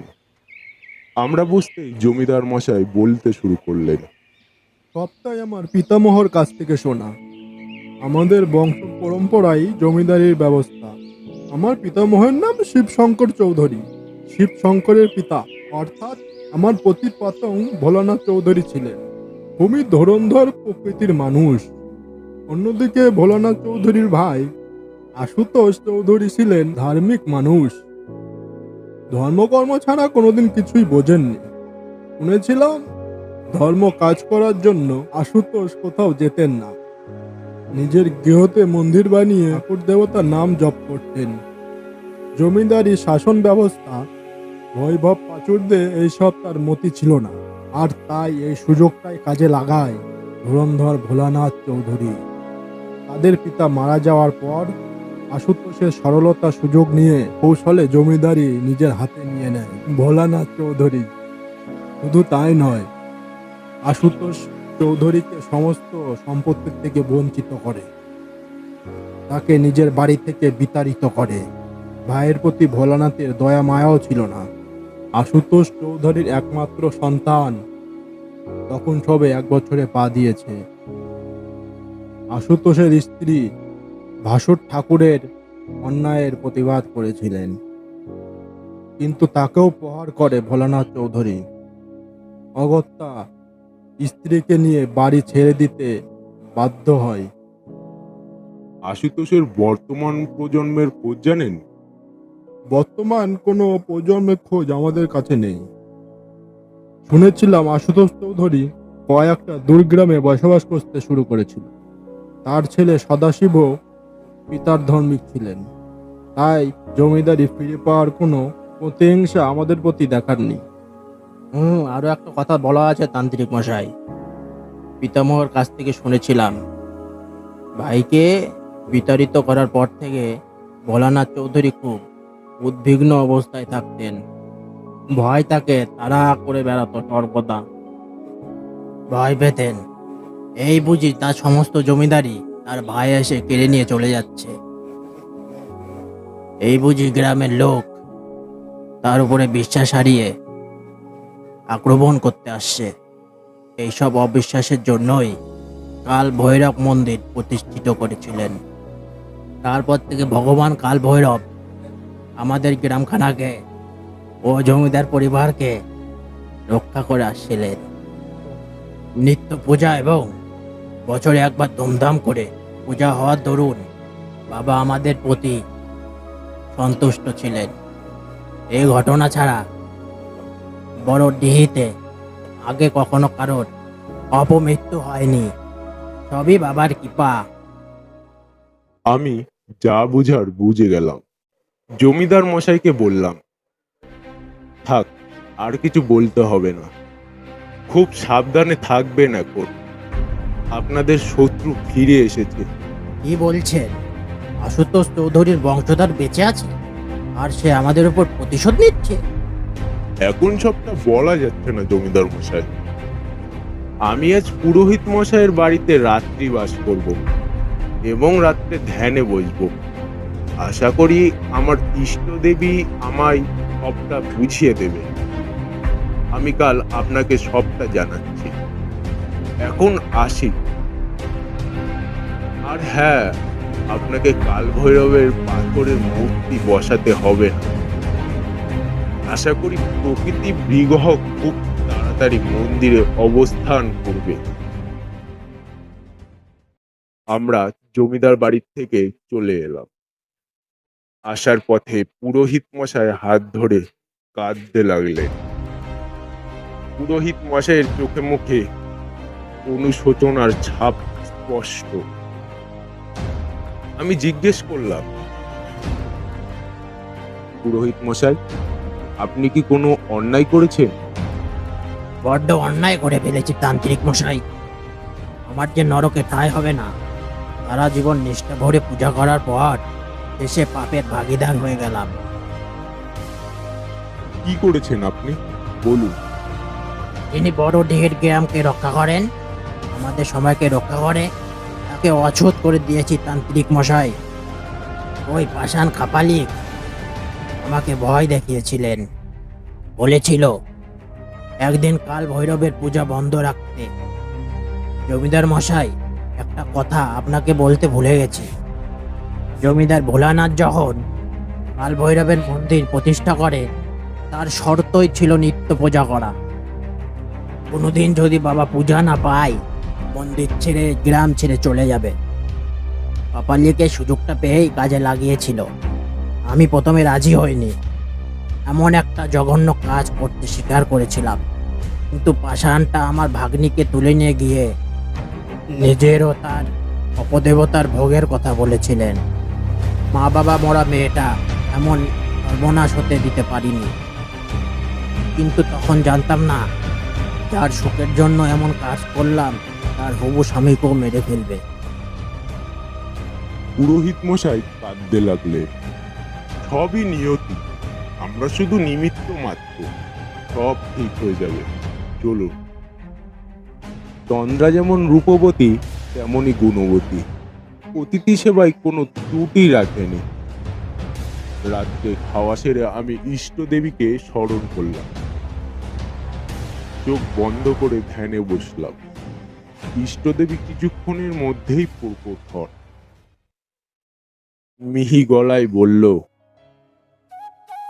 তারানাথ, আমাকে স্মরণ করলি কেন? চোখ বন্ধ অবস্থায় মাকে প্রণাম জানালাম। মা, তুমি তো সবই জানো। হ্যাঁ, জানি তো। আমার পুত্রের অন্যের দুঃখে মন কাঁদে, সে আর আমি জানি না? তুই যা আন্দাজ করেছিস সেটাই ঠিক।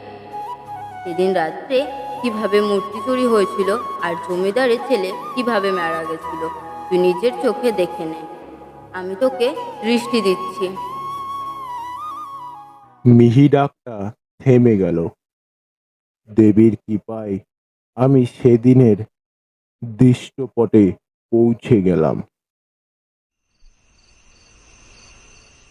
মেঘের আড়ালে ক্ষয়ে যাওয়া চাঁদের লুকোচুরি চলছে।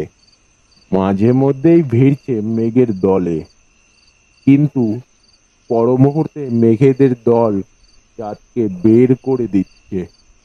কেননা চাঁদ তাদের অংশ নয়, চাঁদ রূপবতী, অন্যদিকে মেঘের দল কৃষ্ণকায়, তাই মেঘেদের দলে বড্ড বেমানান। একাকী চাঁদ সঙ্গী না পেয়ে বারবার মেঘেদের দলের সাথে মেশার বৃথা চেষ্টা করছে। চাঁদ কর্তৃক বিরক্ত হয়ে গোটা দলটাই ছুমন্তর করে গায়েব হয়ে গেল। একাকী চাঁদ আর কোনো সঙ্গী না পেয়ে মাটির দিকে চেয়ে রইল আনমনে। অনেকক্ষণ তাকিয়ে থাকতে থাকতে দেখলো একটা লোক বড় রাস্তা দিয়ে ঢুকছে। আনমনে চলছে লোকটি। পোশাক আশাক ম্রিয়মাণ চন্দ্রলোকেও উজ্জ্বল দেখাচ্ছে। মন্দিরের কাছাকাছি এসে লোকটি থমকে দাঁড়ালো। কিসের যেন আওয়াজ হলো কাছে পিছে। লোকটি ভালোভাবে শব্দটা শোনার চেষ্টা করছে।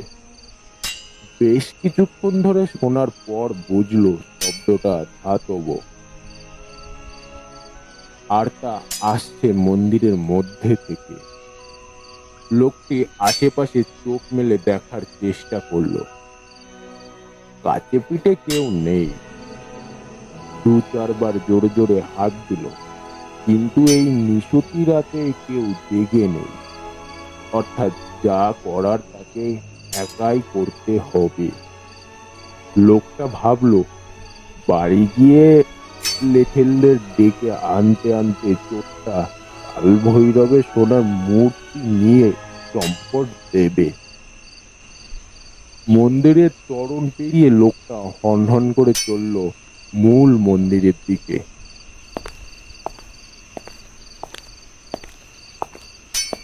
শব্দটা আসছে সেখান থেকে। দৌড়ে সেখানে গিয়ে দেখলো কাল ভৈরবের মন্দিরের দরজা হাট করে খোলা। লোকটা দরজার কাছে গিয়ে দাঁড়ালো।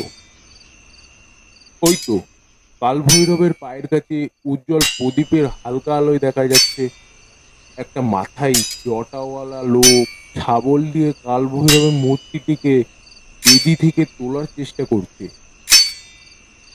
লোকটির ঊর্ধ্ব নগ্ন শরীর থেকে দরদর করে ঘাম ঝরছে। জমিদার বাড়ির লোকটা এই দৃশ্য নিতে পারল না। মন্দিরের গর্ভগৃহে দাঁড়িয়ে জটাওয়ালা লোকটিকে উদ্দেশ্য করে বলল, কে তুই পাপিষ্ঠা? দেবতা চুরির ঘৃণা কাজ করছিস? কাল প্রভাতের আলো ফুটলেই তোকে সূর্য চড়ানো হবে। লোকটার হাতে ধরা হাতিয়ার এক মুহূর্তের জন্য থমকে দাঁড়ালো মাথার ওপরে। পরক্ষণে নিজের কাজে মন দিল। জমিদার বাড়ির লোকটা আরো ক্ষেপে উঠল। গর্ভগৃহের এক পাশে পড়ে থাকা দা নিয়ে তবে রে বলে ছুটে গেল জটাওয়ালা লোকটার দিকে। লোকটা তবুও তার নিজের কাজ করে যাচ্ছে। জমিদারি লোকটা যখন রামদা উল্টো করে ধরে জটাওয়ালা লোকটাকে আঘাত করতে যাবে, ঠিক সেই মুহূর্তেই কোন মন্ত্র বলে যেন পাথর হয়ে এলো গিরিশ চৌধুরী। জটাওয়ালা লোকটা এবার হাতের শাবল নামিয়ে রেখে ঘাড় ঘোরালো। কি ভয়ানক মুখ! লাল লাল চক্ষুদয় আরো ভয়ঙ্কর করে তুলেছে মুখমণ্ডলকে। গলায় রুদ্রাক্ষের মালা। লোকটা গিরিশ চৌধুরীর কাছে এগিয়ে এলো। তারপর কর্কশ শব্দ করে হাসিতে ফেটে পড়ল। মাঝরাত্রে গর্ভগৃহের মধ্যে এমন একটা বিশ্রী হাসি এক ভয়ঙ্কর পরিবেশের সৃষ্টি করেছে। গিরিশ চৌধুরী সব বুঝতে পারছে, দেখতেও পাচ্ছে, অনুভব করতে পারছে, কিন্তু নড়তে চড়তে পারছে না। লোকটা জাদু বলে তাকে আটকে রেখেছে। জটাওয়ালা লোকটা হাসি থামিয়ে কর্কশ শব্দে বলল, শেষের শুরু হয়েছে। আমার পূর্বপুরুষদের প্রতি অন্যায়ের শাস্তি তোদের পেতে হবে। তোদের প্রত্যেকের জীবন কেড়ে নিয়ে পূর্বপুরুষদের চরণে অর্পণ করব, আর তারপর বড়ডিহির জমিদার হব আমি। হ্যাঁ, আমি। পঞ্চতন্ত্রের সিদ্ধ কাপালিক ত্রিপুরা চৌধুরী আবার বিগ্রহ তুলতে মন দিল। কিছুক্ষণ পর বিগ্রহ বেদি থেকে ছিন্ন হলে হাতের শাবলটি মেঝেতে ফেলে দিয়ে কাল ভৈরবের মূর্তিটি কোলে তুলে নিল। গিরিশ চৌধুরী একইভাবে দাঁড়িয়ে রয়েছে। ত্রিপুরা চৌধুরী তার দিকে তাকিয়ে বললেন, আমার প্রথম কাজ সমাপ্ত হয়েছে। এই খুশিতে আজ তোকে ছেড়ে দিলাম, কিন্তু খুব তাড়াতাড়ি তোদের সব কটাকে জমের দুয়ারে নিয়ে যাব। যা তুই বাড়ি যা, বাড়িতে গিয়ে বল সর্বনাশা খেলা শুরু হয়েছে। সোনার বিগ্রহ নিয়ে ত্রিপুরা চৌধুরী গর্ভগৃহ থেকে বেরিয়ে গেল। গিরিশ চৌধুরী এতক্ষণ মাটির সাথে জমে থাকার স্বাভাবিক অবস্থায় ফিরে আসতে কিছুটা সময় লাগলো। নিজেকে প্রকৃতস্থ করতে যেটুকু সময় ব্যয় হলো, ততক্ষণে ত্রিপুরা চৌধুরী চরণের দিকে এগিয়ে চলেছে। বড়ডিহি গ্রামের রক্ষাকর্তাকে নিয়ে চলে যাচ্ছে দেখে প্রাণপণ দৌড়ে তরণের সামনে এসে পথ আগলে দাঁড়ালো গিরিশ। তারপর গিরিশ বলল, আমাদের দেবতাকে কোথাও নিয়ে যেতে পারবি না পাপিষ্ঠা। কথা সমাপ্ত করতে পারল না, থরথর করে কাঁপতে লাগলো। ত্রিপুরা চৌধুরী হাত মুঠো করে মন্ত্র উচ্চারণ করছে, আর গিরিশ তত কাঁপছে। কাঁপতে কাঁপতে একসময় মাটিতে লুটিয়ে পড়ল। লুটিয়ে পড়েও কাঁপতে লাগলো। তবুও সে কিছুতেই কাল ভৈরবের মূর্তি চুরি করে নিয়ে যেতে দেবে না। প্রাণপণে চিৎকার করতে লাগলো। প্রবল চিৎকারের রাতের নীরবতা ভেঙে গেল। চিৎকার করতে করতে একসময় আওয়াজ থেমে গেল কাঁপুনি। গিরিশ চৌধুরী মন্ত্র বলা শেষ করে চোখ খুলল। বলল, ভেবেছিলাম আজ তোকে মারব না, কিন্তু তুই দারোয়ানদের মতো আমার কাজে বাধা দিয়ে নিজের মৃত্যুর কারণ হলি। গ্রামের বহু দূরে কোথাও শেয়াল ডেকে উঠল। মন্দিরের বাইরে রাধাচূড়ার মাথায় রাত পাখি ডেকে উঠতেই জটাওয়ালা কপালি ত্রিপুরা চৌধুরী অন্ধকারে মিলিয়ে গেল। গ্রামের লোক যতক্ষণে ছুটে এলো ততক্ষণে সব শেষ। ঘটনাক্রমে দেখা সমাপ্ত হতে না হতেই দরজা ঠক ঠক আওয়াজ হলো।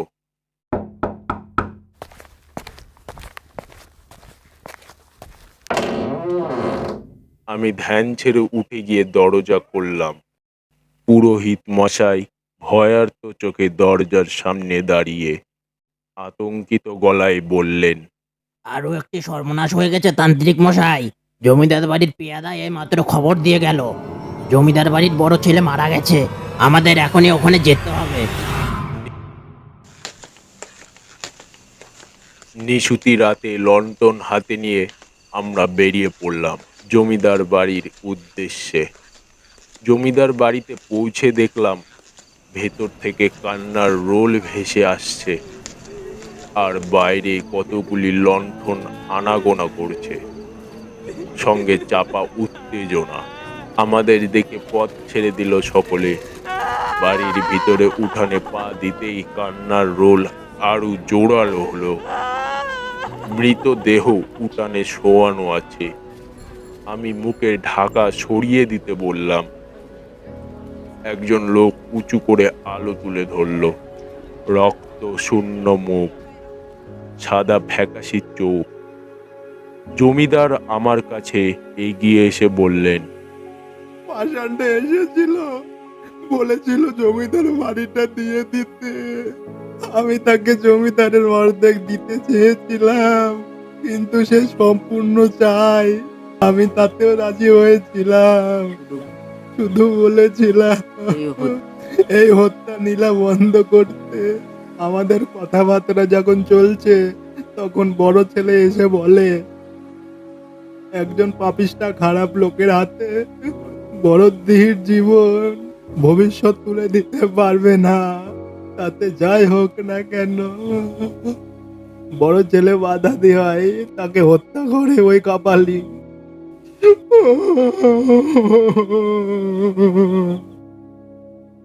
জমিদার মশাই মুখে হাত চাপা দিয়ে কাঁদতে লাগলেন। দেহটি সৎকার্যের জন্য নিয়ে যাওয়া হলো। আমরা পুরোহিতের বাড়িতে ফিরে এলাম। তুন্দ্রা আমাদের জন্য অপেক্ষা করছিল। আমি ঠোকাটের ভিতর পা দিতেই তুন্দ্রা বলল, আর কত বাবা, এবার কিছু একটা করে বড়ডিকে বাঁচান বাবা। আমি বললাম, হ্যাঁ রে মা, কোনো মৃত্যু কাম্য নয়, তবে আজকের পর থেকে আর কোনো মানুষের প্রাণ যাবে না। তারপর পুরোহিত মশাইকে বললাম, আগামীকাল নিশীতে মন্দিরের মধ্যে কাল ভৈরবের পূজায় বসব। তিনিই তাকে সংহার করবেন। যুগে যুগে তিনিই পাপীদের বিনাশ করেন। তবে আপনি তো জানেন, বিশেষ তিথি ছাড়া অন্য তিথিতে কাল ভৈরবের পূজা করলে বিশেষ পদ্ধতির প্রয়োজন, বিশেষ পূজা সামগ্রীর প্রয়োজন। আপনি সকালে পূজা সামগ্রিক ব্যবস্থা করে দেবেন। পুরোহিত মশাই মাথা নাড়লেন। আমি তুন্দ্রা ও তুন্দ্রার মামাকে ঘুমাতে পাঠালাম।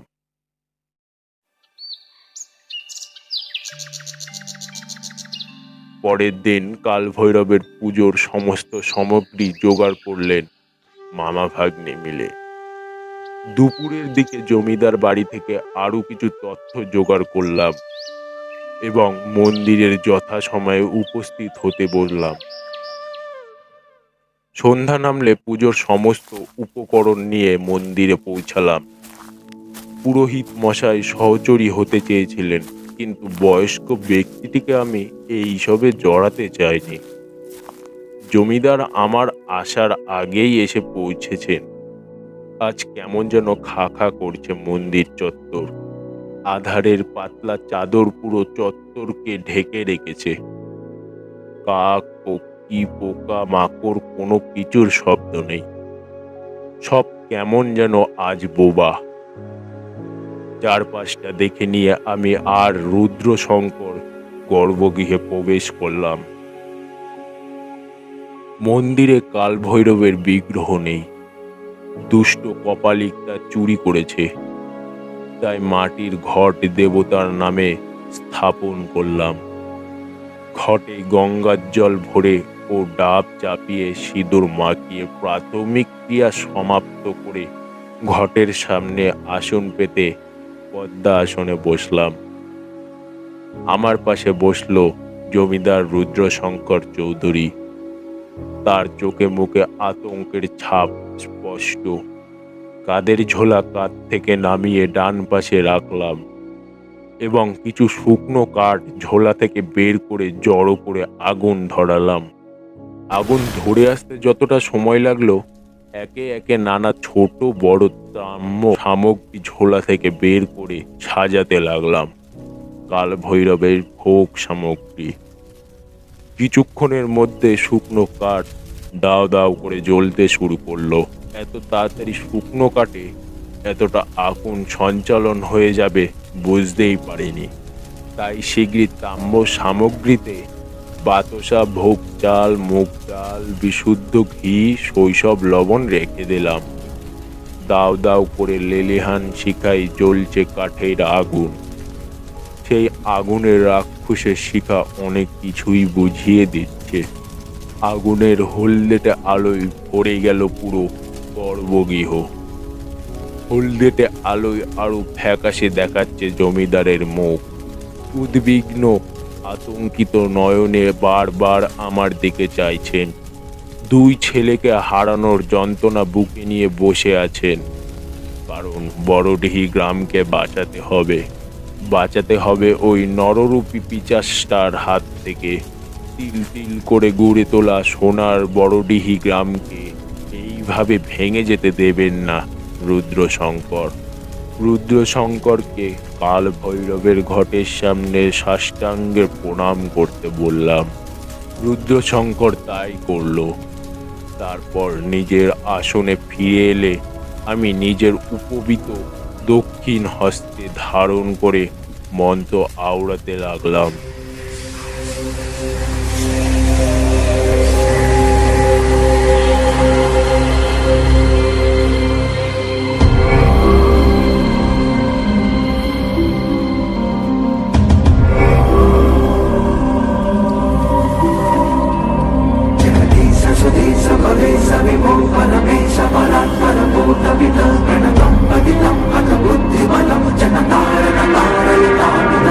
দেবরাজ সেব্যমান পাবনং ভীম পুঞ্জং বাল্যযজ্ঞ সূত্র মিন্দু শেখরং কৃপাকরম নারদাদি যোগীবৃন্দ বন্দিতং দিগম্বরং কাশিকা পুরু নিতানাথ ভৈরবং ভজে।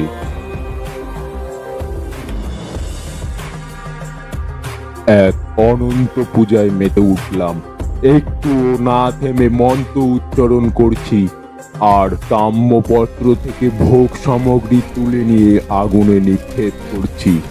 যেমন করেই হোক, যত তাড়াতাড়ি হোক, আমাকে কাল ভৈরবের পুজোর ঘটে প্রাণ প্রতিষ্ঠা করতেই হবে, করতেই হবে। কারণ তিনিই রক্ষা করবেন জমিদার মশাইকে আর বড়দেহিকে। তিনিই রক্ষা করেন জগৎ সংসার। আগুনে বিশুদ্ধ ঘৃত নিক্ষেপ করতেই প্রচণ্ড শব্দে বাজ পড়ল বাইরে। মন্দিরটা প্রচণ্ড দুলনি দিয়ে কেঁপে কেঁপে উঠল আর সঙ্গে সঙ্গে শুরু হলো দানবীয় একটা ঝড়। বাইরে কড়াত কড়াত শব্দে বাজ পড়ছে আর মন্দিরটা কেঁপে কেঁপে উঠছে। ছন ছন শব্দে প্রচণ্ড গতিতে হাওয়া বইছে। হাওয়ার বেগ যে এতটা হতে পারে প্রকৃতিও বুঝি কোনোদিন আন্দাজ করতে পারেনি। মরমর করে মন্দিরের পিছনের গাছপালা ভাঙার আওয়াজ হচ্ছে। বাইরের দামাল ঝড়টা সরল রেখা ধরে ছুটে এলো গর্ভগৃহে। একটা কালো অতি প্রাকৃত অমানবিক অশুভ শক্তির ধূলিপুঞ্জ চক্রাকারে ঘুরতে ঘুরতে লণ্ডভণ্ড করতে লাগলো চারপাশটা। যজ্ঞের আগুন নিভু নিভু হতে চাইছে, তবুও নিভছে না। প্রচণ্ড বিধ্বংসী সাইক্লোন যেমন সমুদ্র দিয়ে আছড়ে পড়ে সবকিছু এক লহমায় উড়িয়ে নিয়ে যায়, সেইভাবেই ভোগ সামগ্রী উপকরণগুলিকে লণ্ডভণ্ড করে দিচ্ছে সেই ঝড়। কিন্তু সবচেয়ে আশ্চর্যের বিষয়, এত প্রবল ঝড়েও আগুন লিভল না। আমি জানি এইসব কার কাণ্ড। দুষ্টু কাকলি ঠিক বুঝেছে আমি কাল ভৈরবকে জাগিয়ে তুলে জমিদার মশাইকে বাঁচাতে চেয়েছি। আর জমিদার রুদ্রশঙ্কর বেঁচে থাকতে কাকলিকের স্বপ্ন পূরণ হবে না। যেন তেন প্রকারেণ জমিদার মশাইকে হত্যা করা এবং কাপালিকের এক এবং একমাত্র লক্ষ্য। তাই তো জমিদার মশাইকে টোপ হিসেবে ব্যবহার করে তাকে মন্দিরে ডেকে এনেছি। জমিদার মশাইকে সে আজও হত্যা করতে চায়, আর এই সুযোগে তাকে ধ্বংস করতে হবে। কিন্তু ভগবান তো এখনো জেগে উঠেনি।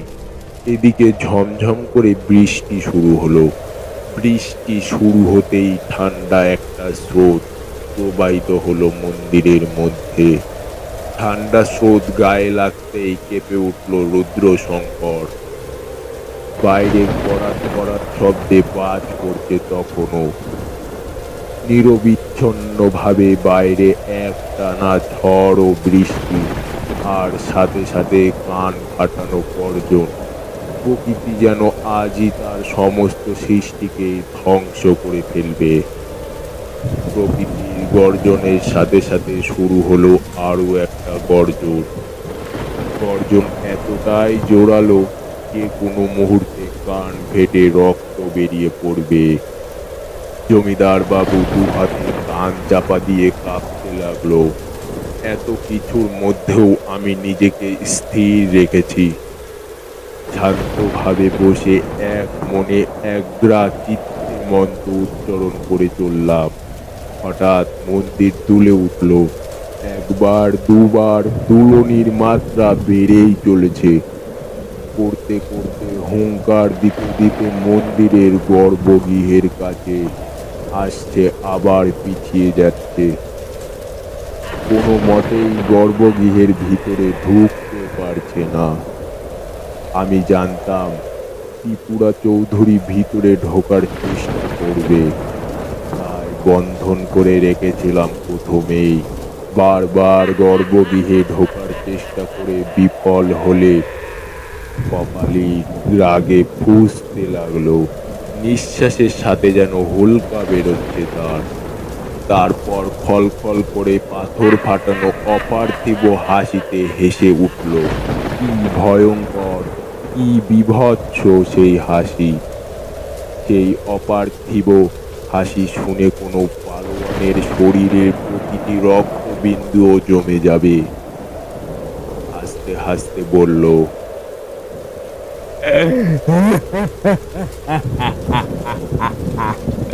আমার শিকারকে বাঁচাতে পারবি না তারানাথ। ভালোই ভালোই ওকে আমার হাতে তুলে দে।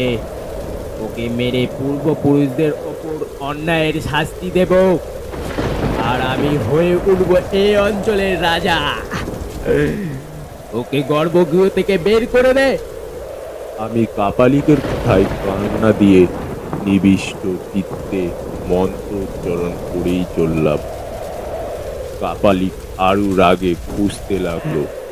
মুখ দিয়ে পাথর ভাঙার মতো গর্জন করতে শুরু করলো।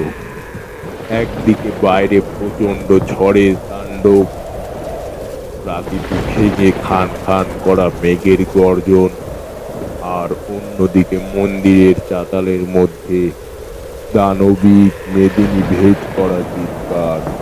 এক অদ্ভুত ভয়াল পরিবেশ তৈরি হয়েছে মন্দিরের আঙিনায়। এই অদ্ভুত ভয়ার্থ পরিবেশে রুদ্রশঙ্কর কেঁপে কেঁপে উঠছে।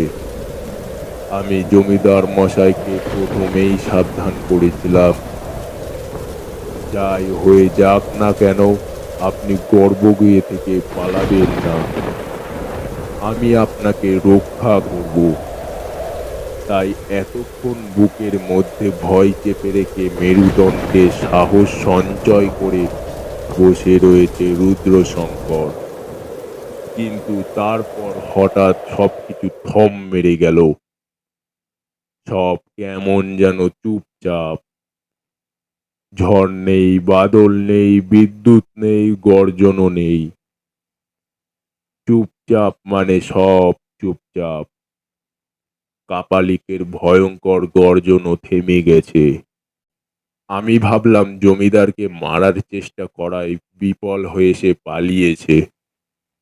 জমিদারও তাই ভেবেছিল, কিন্তু কাপালিক অন্য ফন্দি এঁটেছিল।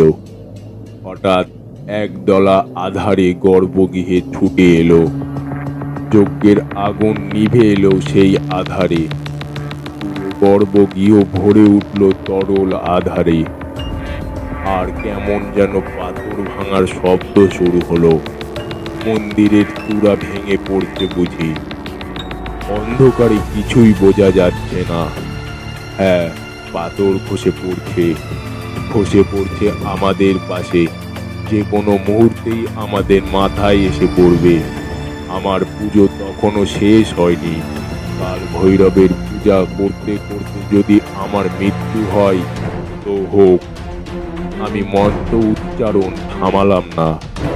অন্যদিকে জমিদার মশাই ভীত হয়ে পড়লেন। প্রাণ বাঁচানোর তাগিদে গর্ভগৃহ থেকে বেরিয়ে গেলেন। ঠিক এমনটাই চেয়েছিল কাপালিক। যেই মুহূর্তে দরজার গণ্ডি ছেড়ে বাইরে বেরিয়েছেন জমিদার রুদ্রশঙ্কর চৌধুরী, তখনই মন্দিরের বাইরে অন্ধকারে লুকিয়ে থাকা কাপালিক তার লম্বা হাতটা নামিয়ে আনলো রুদ্রশঙ্করের গলার উপর।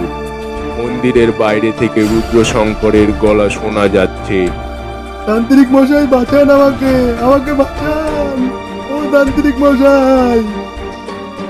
না, তখনও দেবতার প্রাণ প্রতিষ্ঠা হয়নি। কাল ভৈরব ফিরে আসেনি তখনও মন্দিরে। তাহলে এখন কি হবে? জমিদার মশাইকে বাঁচানো গেল না তবে? কাপালিক হাসছে আর জমিদারের গলার চাপ আস্তে আস্তে বাড়িয়ে দিচ্ছে। মৃত্যুর দোরগোড়ায় পৌঁছে যেতে বেশি সময় নেই জমিদারের। আমি গর্ভগৃহ থেকে সব কিছু আন্দাজ করতে পারছি। জমিদারের গলা থেকে কত কত আওয়াজ বেরোচ্ছে, ধীরে ধীরে গলার আওয়াজ কমে আসছে। ঠিক সেই সময়ে পূজা শেষ হলো। পূজার শেষ ফুল নিক্ষেপ করলাম কাল ভৈরবের উদ্দেশ্যে। আর তখনই ঘটল এক অদ্ভুত ঘটনা। মন্দিরের চাতালে শঙ্খ, কাসর, ঘণ্টা বেজে উঠল। উলুধ্বনিতে মেতে উঠল চারপাশ। আমি বুঝলাম তিনি এসেছেন। তিনি রক্ষা করবেন জমিদার মশাইকে, সিংহার করবেন পাপীকে। কপালে হাত ঠেকিয়ে কাল ভৈরবের উদ্দেশ্যে প্রণাম করে আমি আবার মন্ত্রচারণায় ব্রতী হলাম। হঠাৎ আকাশ বিদীর্ণ চিৎকার করে কে যেন দূরে মিলিয়ে গেল। চিৎকারটা কার বুঝতে অসুবিধা হলো না। কাসর ঘন্টার আওয়াজও থেমে গেল। যুগ যুগ ধরে পাপীদের বিনাশ এভাবেই হয়। আসন ছেড়ে উঠে আমি মন্দিরের বাইরে এলাম। ঝড় থেমে গেছে। আমি বিষ্ণু, সাথে বিষ্ণু। প্রকৃতি আবার নিজের মতো শান্ত। কিন্তু চতুর্দিক তাকিয়ে আমি হয়ে গেলাম। এটি মন্দিরের মধ্যে বৃষ্টির ছিটে ফোটাও নেই। বুঝলাম সবই বাবার মহিমা। ভৈরবের মন্দিরের ঠিক কিছুটা দূরে জমিদার রুদ্রশঙ্কর পড়ে আছেন। আমি তার মুখে জলের ছিটে দিতেই চোখ খুললেন। ফ্যাল ফ্যাল করে তাকালেন আমার দিকে। আমি বললাম, উঠুন, আর কোনো ভয় নেই। বাবা নিজের হাতে পাপীদের দমন করেছেন। আমরা মন্দিরের গর্ভগৃহে ঢুকলাম। ঢুকে আরো অবাক হয়ে পড়লাম। গর্ভগৃহে কাল ভৈরবের বিগ্রহ ফিরে এসেছে। জমিদার মশাই জানালেন, এ মূর্তি আগের মূর্তি নয়। 4 ফুট লম্বা, পুরোটা সোনার তৈরি। এক হাতে গুল, এক হাতে শূল, এক হাতে দণ্ড, হাতে মুন্ডু ও আর এক হাতে থাকে আশীর্বাদ মুদ্রা। তারানাথের গল্প শেষ হয়েছে। বাইরে বৃষ্টিও থেমে গেছে। আমি আর কিশোরী উঠে পড়লাম। যাবার আগে শুধু জিজ্ঞাসা করলাম, টুনরার কি হলো ঠাকুর মশাই? তারানাথ হাসলে। ঈশ্বর যার সহায়, কে বা তার অনিষ্ট করে বলো? আমি সেদিনই বড়ডি গ্রাম থেকে চলে এসেছিলাম।